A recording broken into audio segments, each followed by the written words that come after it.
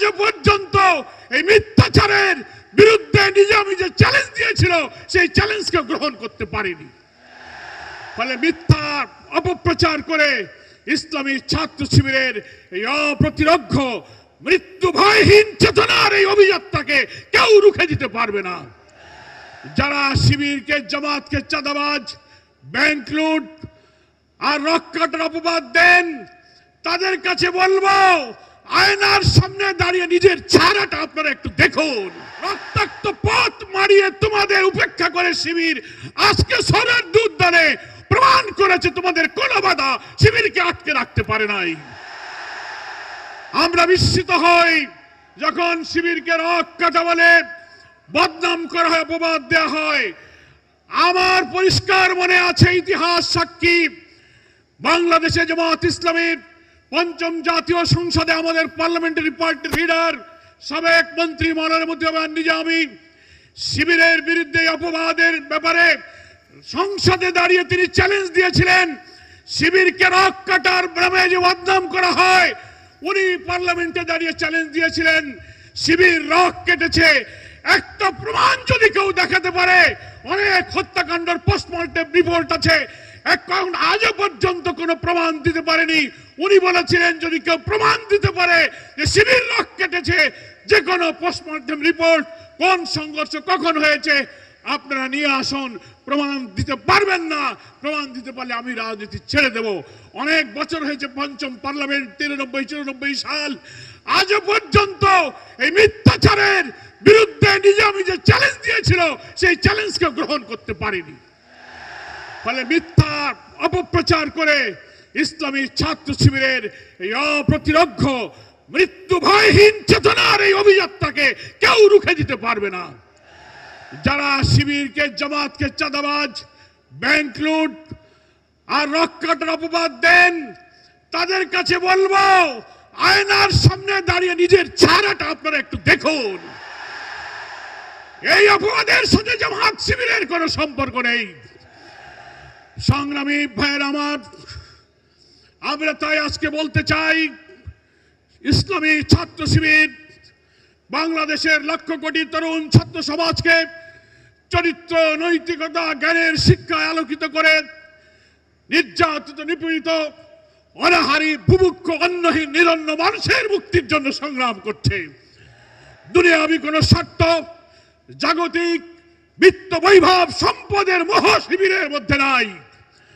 আজকে রাজনৈতিক অসৎ উদ্দেশ্যে সকল কোটি কোটি মানুষ যখন জাতীয় ঐক্যের স্বপ্ন দেখছে, রাজনৈতিক অসৎ উদ্দেশ্যে কিছু ব্যক্তিরা, বিদেশি কোন চক্র, বাইরের রাষ্ট্রবিরোধী আধিপত্যবাদী চক্রান্তের শিকার হয়ে যারা ফ্যাসিবাদ বিরোধী রাজনৈতিক দলগুলোর মধ্যে ঐক্য এবং বিভেদের বীজ ছড়াতে চান, তাদের কাছে আমরা আজকে এই সম্মেলন থেকে আহ্বান জানাই, এই পথ অকল্যাণের পথ, ক্ষতির পথ, ভাঙনের পথ, বিভেদের পথ।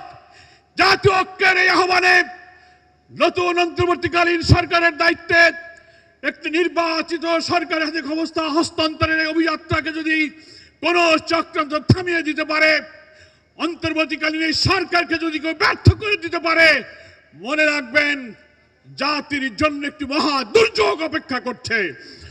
আমরা দেশবাসীর কাছে আহ্বান জানাই, সকল অপপ্রচার, মিথ্যাচারের বেড়াজাল ছিন্ন করে আসুন একটি শান্তিপূর্ণ বাংলাদেশ নতুন রাষ্ট্র বিনির্মাণের চেষ্টায় দিয়েছেন। এই জন্য আল্লাহর দরবারে আরেকবার শুকরিয়া, আলহামদুলিল্লাহ। আমরা এমন একটা দেশে বসবাস করি যেই দেশটি পৃথিবীর মানচিত্রে একেবারে ছোট। এটাকে মাইক্রোস্কোপ দিয়ে অনেকটা দেখতে হয় যে আমাদের দেশটি কোথায়, কিন্তু এই ছোট্ট দেশে বিপুল সংখ্যক মানুষ। পৃথিবীর ষষ্ঠ জনবহুল দেশ হচ্ছে বাংলাদেশ। অনেক দেশ আছে আমাদের চেয়ে 50 গুণ বড়, পার্শ্ববর্তী দেশ আছে আমাদের চেয়ে 26 গুণ বড়।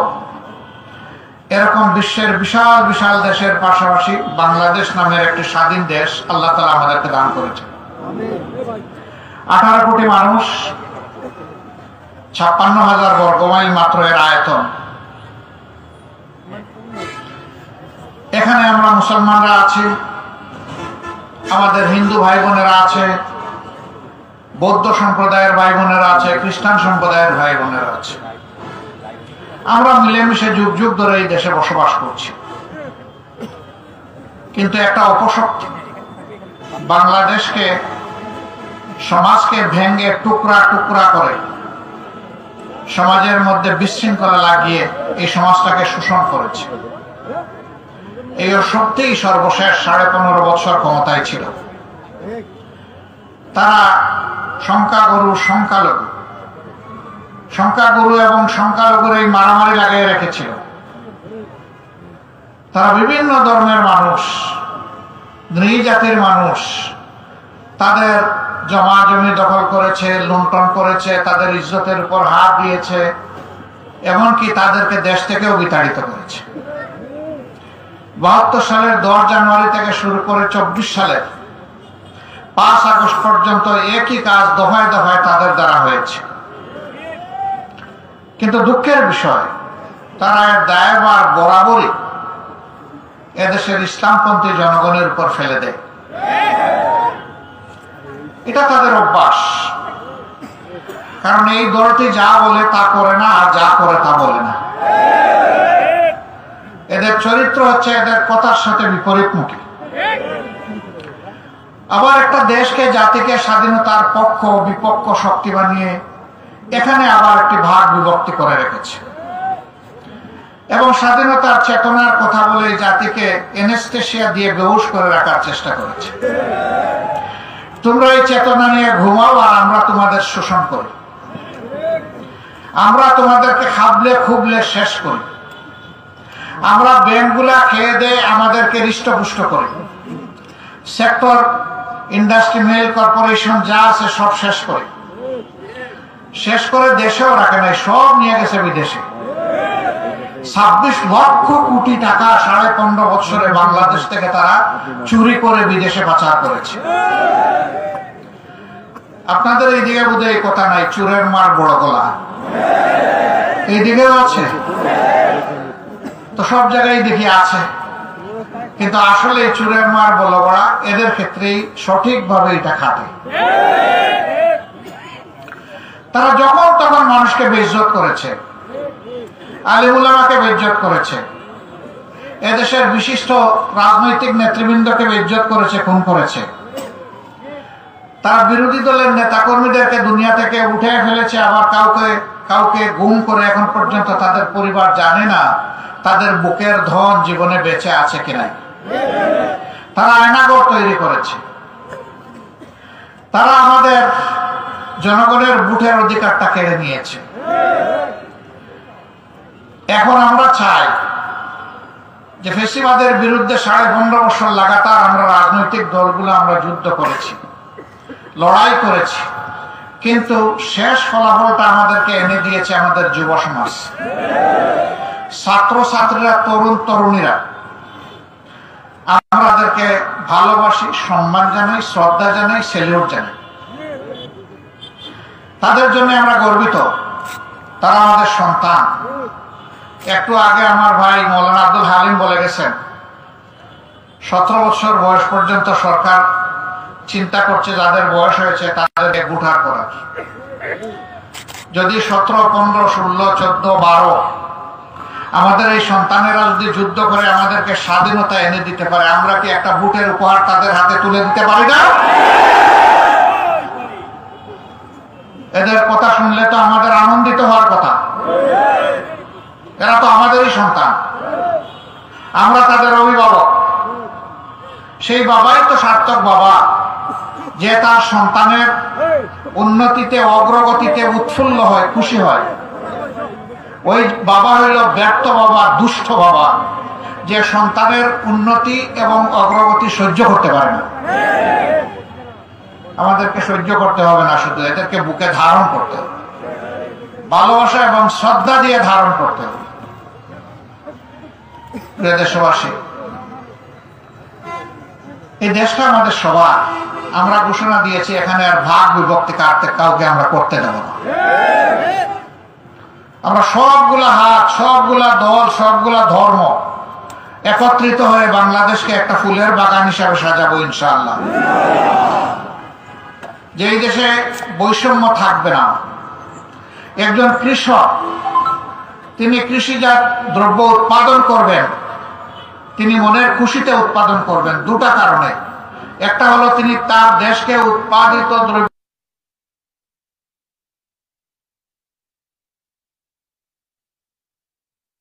দিয়ে সহযোগিতা করছেন, আর একটা হলো এর মাধ্যমে তার প্রয়োজন মেটাবেন।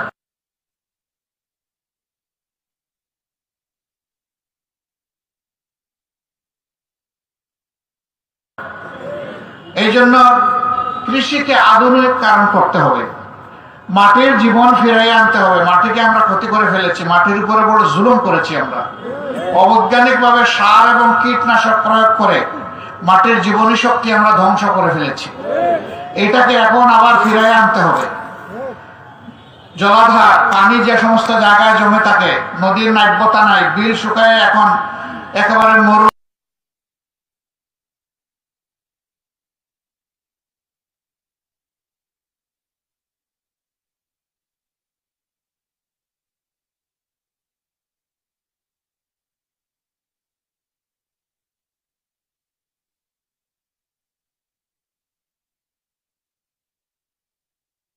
হয়ে গেছে।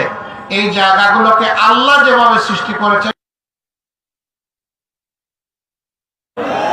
এখন বলবেন যে অনেক জায়গায় বেতন খুব কম, এরা চলবে কিভাবে? ইনশাআল্লাহ ইনসাফ ভিত্তিক সমাজ যখন হবে তখন তাদের বেতন বৈষম্যটাও সমন্বয় করা হবে, যাতে একজন মানুষ সম্মানের সাথে হালাল রিজিকের উপরে নির্ভর করে চলতে পারে। আমরা এমন একটি বাংলাদেশ দেখতে চাই যেই বাংলাদেশে মায়ের পেট থেকে জন্ম নেওয়া একটা শিশু, সে গরিবের সন্তান না ধনীর সন্তান এটি বড় কথা নয়, তার জন্মের সাথে সাথে তাকে তিনটা জিনিস বাধ্যতামূলকভাবে দিতে হবে। একটা হচ্ছে তার অসুখ হলে সুচিকিৎসা, দ্বিতীয়টি হচ্ছে বেড়ে ওঠার সাথে সাথে শিক্ষা, আর তৃতীয়টি হচ্ছে তার মানসিক বিকাশের জন্য উপযুক্ত পরিবেশ। এই তিনটা তাকে নিশ্চিত করতেই হবে। যার মা বাপের সামর্থ্য আছে তার মা বাপ অর্থের যোগান দিবে, যার সামর্থ্য নাই রাষ্ট্র বাধ্য তার অর্থের যোগান দিতে।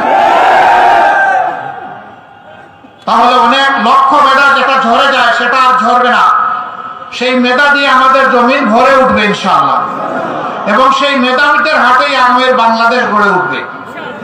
আমরা এমন শিক্ষা দিতে চাই যে শিক্ষা শেষে ডিগ্রি এবং মাস্টার্স শেষ হওয়ার পরে এক টুকরা কাগজ নিয়ে এ করে ও করে, এই অফিসে ওই দপ্তরে, অমুক চাচার কাছে অমুক খালুর কাছে আর দৌড়াদৌড়ি করতে হবে না। এই শিক্ষার সাথে মানবিক নৈতিক শিক্ষা থাকবে এবং বৈষয়িক শিক্ষা এমন দেওয়া হবে যে তার শিক্ষা পাঠ চুকিয়ে শেষ করার সাথে সাথে তার হাতে সার্টিফিকেট যেমন আসবে, সার্টিফিকেটের সঙ্গে হয়ে তার কাজটাও তার হাতে চলে আসবে। আমরা প্রত্যেকটি শিক্ষার্থীর হাতকে এই দেশ গড়ার কারিগর এবং কর্মীর হাতে পরিণত করতে চাই ইনশাআল্লাহ। সম্মানিত ভাইরা, এমন একটি দেশ চাই যেই দেশে নারী পুরুষ নির্বিশেষে ঘরের ভিতরেও নিরাপদ থাকবে, রাস্তায় গেলেও নিরাপদ থাকবে, কর্মস্থলেও নিরাপদ থাকবে, এবং প্রত্যেকটি মানুষের সম্মান এবং ইজ্জতের গ্যারান্টি থাকবে। আজকে অনেকে ইসলামী দলগুলোর ব্যাপারে অপপ্রচার করে যে এরা যদি ক্ষমতায় যায় তাইলে মা বোনদেরকে আর ঘর থেকে বের হতে দিবে না, মা তোমরা সাবধান, এদের কাছেও যাইও না, এরকম ভয় দেখায়। এরা কারা জানে? ওই দুশ্চরিত্রবান যারা আমাদের মায়েদের নিয়ে তামসা করে, তারা এই কথাগুলো বেশি বলে। আমরা মায়ের জাতিকে আপন মায়ের মতো দেখতে চাই। দুনিয়ায় দুইজন মানুষ ছাড়া সমস্ত মানুষ এসেছে মায়ের পেট দিয়ে, হযরতে আদম আলাইহিস সালাম এবং হযরতে হাওয়া আলাইহিস সালাম। বাকি আমরা সবাই দুনিয়ায় এসেছি মায়ের পেট দিয়ে। সেই মাদেরকে আমরা শ্রদ্ধা আসনে রাখতে চাই। যাদের মেধা আছে এবং প্রয়োজন আছে, তারা যদি সমাজের অবদানে ভূমিকা রাখতে চান, তারা এখন যে সমস্ত জায়গায় ভূমিকা রাখেন সেই সমস্ত জায়গায় রাখবেন। বাড়তি দুটি জিনিস তাদের জন্য নিশ্চিত করা হবে। একটি হচ্ছে মায়ের মর্যাদা, দ্বিতীয়টি হচ্ছে তাদের নিরাপত্তা। ইনশাআল্লাহ সেদিন মা বোনেরা এই দেশে বসবাস করে তারা পরিচয় দিয়ে আল্লাহর স্বস্তি প্রকাশ করবে, আল্লাহর শুকরিয়া আদায় করবে যে আল্লাহ এমন একটি সমাজ আমরা তো পেতে আগেই চেয়েছিলাম। বলা হয় যে তাদের সবাইকে আমরা জোর করে বোরকা পরাই দেব। একজন হিন্দু বোন অথবা আমার মা, একজন বৌদ্ধ বোন কিংবা মা, একজন খ্রিস্টান বোন কিংবা মা, আমরা কোন বলে তাদের গায়ে বোরকা পরাবো? এই অধিকার কি, এই দায়িত্ব কি ইসলাম আমাদেরকে দিয়েছে? হ্যাঁ, বলবেন না মুসলমানদের মধ্যেও তো রুকিয়া বেগম, সকিনা বেগম এই নামের অনেকেও তো বোরকা করে না। এখানে রুকিয়া সকিনা কেউ থাকলে বা কার মা বোন থাকলে মাইন্ড করবেন না, আমি একটা উদাহরণ দিয়েছি যে তারাও তো বোরকা করে না বা হিজাব করে না, পর্দা করে না। তাদের ক্ষেত্রে কি হবে? তাদের ক্ষেত্রে কি আমরা বাধ্যতামূলক করবো না? দেখেন, মানুষের মনের উপর জোর চলে না, জোর চলে তার দেহের উপর। যদি মানসিক পরিবর্তন আসে, সেই পর্দাটা হবে তার জন্য দুনিয়া হারাতে কল্যাণের কারণ। আর যদি বুঝ আসার আগে জোর করে আপনি তাকে পড়ায় দেন, তাহলে সেইটা তার জন্য হবে যন্ত্রণার কারণ।